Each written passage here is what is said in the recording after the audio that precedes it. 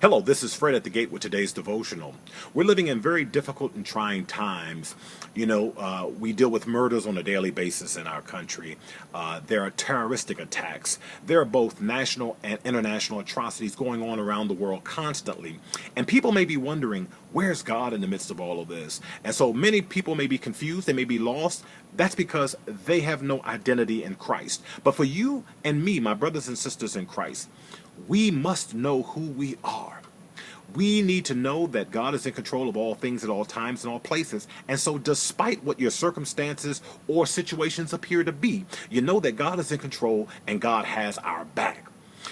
As you have an opportunity, read the first chapter in the book of Daniel. It's only 21 verses. Read it in its entirety. And what's going on is King Nebuchadnezzar, the Babylonian king, has seized Israel. And now what he's wanting to do is staff his kingdom with strong, intelligent Israelites. So the call goes out to get the royals and the nobles, those men who are attractive, who are physically fit, who are intellectual, who can learn, so that they can be taught the language and the literature of Babylon so they can serve this king.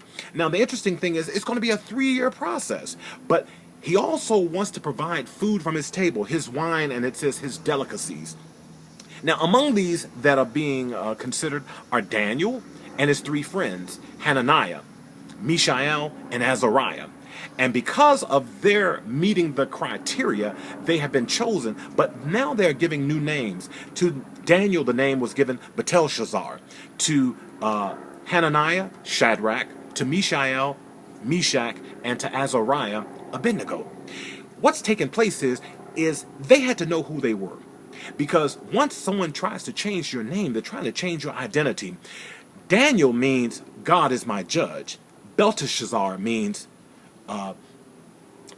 Baal will protect him. That's an idol god. And so Daniel had to stand fast, because when you know who you are, you know that you will be tested. So Daniel said, no, I'm not going to eat of the king's portions of his delicacies, because I can't defile myself. So he says to the chief of the eunuchs, he says, let me just eat vegetables and drink water, not the wine from the king table and his food, because I can't defile myself. According to Jewish law, things like pork would defile him. So he had to understand who he was and know that he was going to be tested. So he makes the arrangement, you just give us this test, me and my 3 friends, and see if at the end of the 10-day period that we're not stronger and better than all the other young men who are being tested.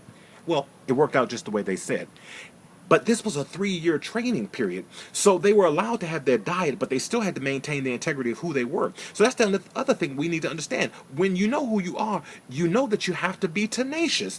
So for this 3-year period, they did not defile themselves. They did everything that was pleasing in the sight of the God.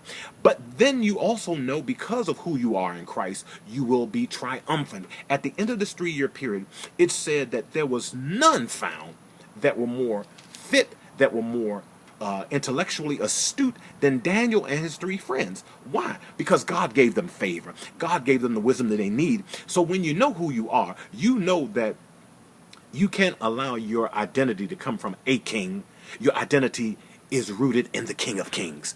When you know who you are, understand you're going to be tested. When you know who you are, understand you have to be tenacious. When you know who you are, understand you will be triumphant. So it doesn't matter what circumstances look like today or tomorrow. Understand that you have to be true to who God called you to be. You have to be true to your identity in Christ, because that's who we are and whose we are.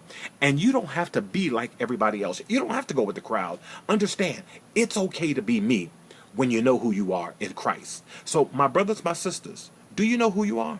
It's so important to know that you are the child of a king, the King of Kings.